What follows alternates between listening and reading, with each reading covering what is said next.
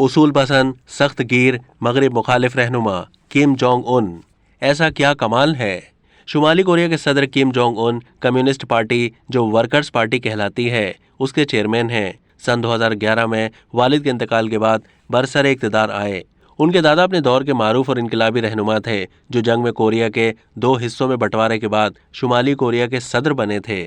Kim Jong Un کے لیے کہا جاتا ہے اصول پسند سخت گیر اور شدید مغرب مخالف رہنما ہیں۔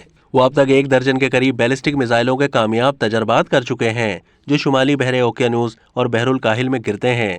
یہ علاقہ امریکہ کی سرحد کے قریب تر ہے۔ اب تک 5 امریکی صدور شمالی کوریا آ کر مذاکرات کر چکے ہیں مگر مذاکرات کی میز پر کسی سے کوئی سمجھوتا نہیں کر سکے۔